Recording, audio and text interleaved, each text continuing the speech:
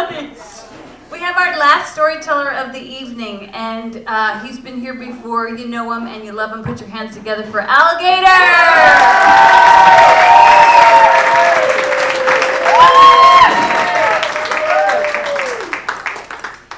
Werewolf of London. Oh! How about those storytellers? Fantastic, nice storytellers. Yeah, thank you. Wonderful, and all of you. It wouldn't be the same without you. So, Werewolf of London, a horror theme for the month of October with a place in a city. I have my own horror story with a place in a city. It's the Cincinnati Bengals' fault. Sharing food is one of the things I do with the people I love. Feed me and I will follow you around like Iggy. If you invite me into your home, I will look in your refrigerator and I will judge you by what I see in there. January 24th, 1982, the Bengals lost to the San Francisco 49ers in the Super Bowl.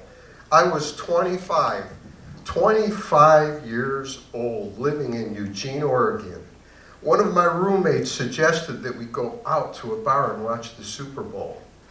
Before long, we were in the Jackalope Lounge, a rundown bar where lumberjacks hung out. The Jackalope stunk from spilled beer soaked into the hardwood floor, mold behind the paneling, and dirty balls. I mean, on the pool table.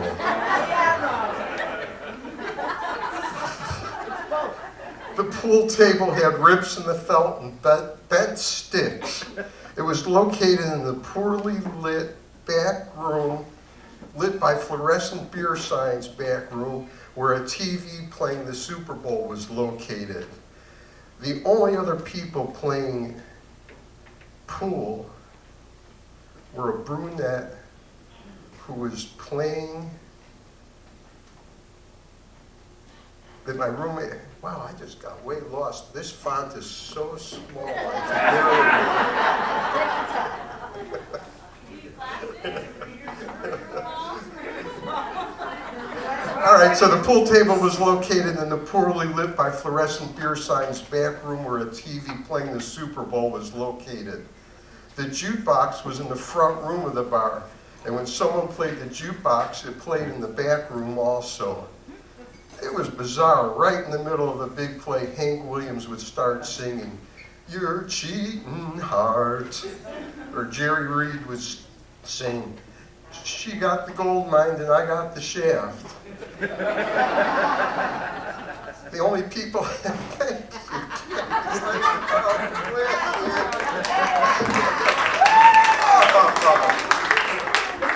It's my version of the beer.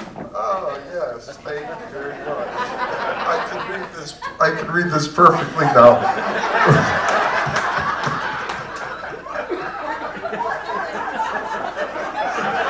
Okay. So the only people playing pool were a brunette that my roommate hung out with and a blonde with her own pool cue cheering for the Bengals. Turns out the blonde was a great cook with a fully stocked refrigerator. Oh. 3 weeks later, I was living with her.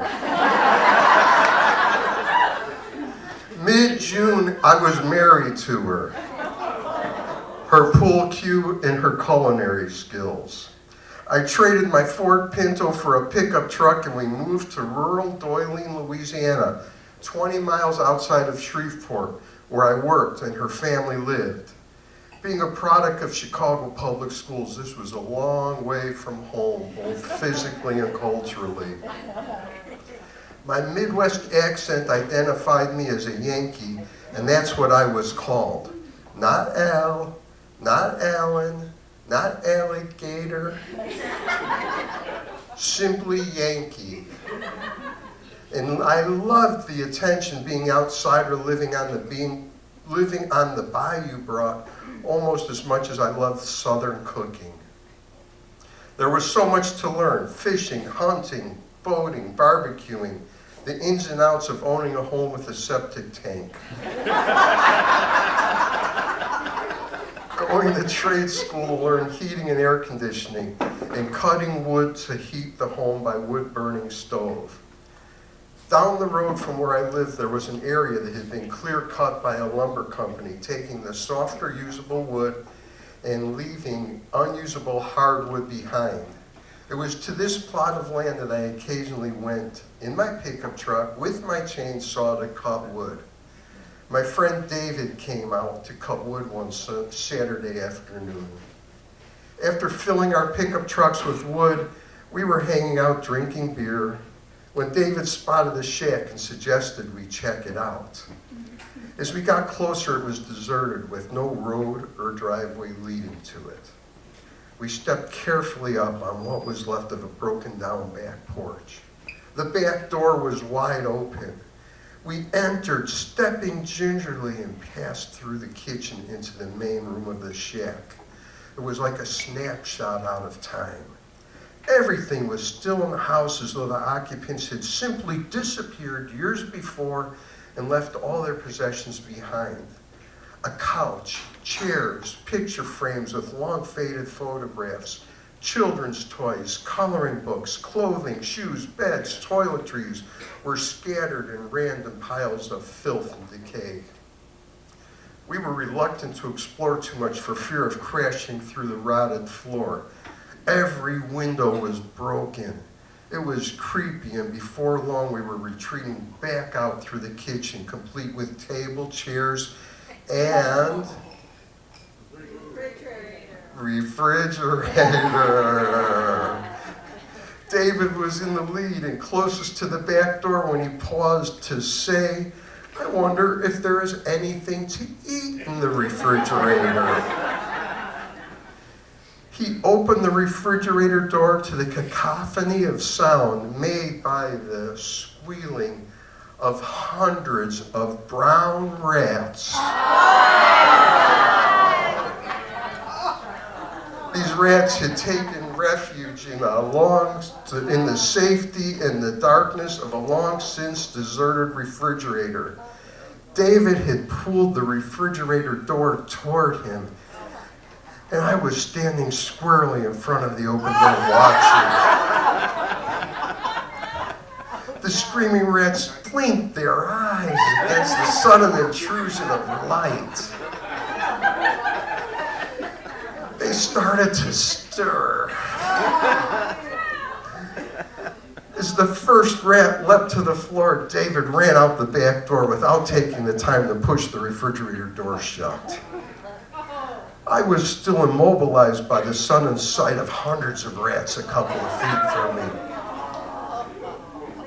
It was a real-life scene from the movie Ben, where Michael Jackson sang love songs to Ben, who was the leader of Michael's avenging rat army, as rats poured out of the walls.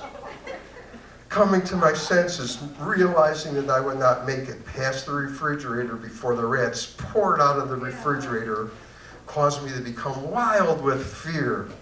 Forgetting all about stepping gingerly, with the rotting floor creaking and splintering with every step, I dashed back into the main room of the house and jumped out one of the broken windows. I never looked back at the rat horde. I just went. Catching my breath, I spotted David halfway back to where our trucks were parked. He wasn't pausing to see if I was all right. With our outing complete, I returned home to meet the blonde as she was leaving with her pool cue. She told me there was leftover lasagna that I could heat up for dinner. After 6 years, she had started leaving with her pool cue every Saturday night. I knew what was going on. She was my wife, and I was having a lot of fun being a Yankee in Louisiana. Finally, the date came when my brother-in-law gently talked to me about who the blonde was cooking for. I was done eating leftovers. After 6 years, it was off as fast as it was on 6 years earlier. 3 weeks after the brother-in-law conversation, I was back in Chicago, where everyone is a Yankee. Yeah. All of these years later, I still fantasize about her lasagna. I'd sure like to eat a piece of that again.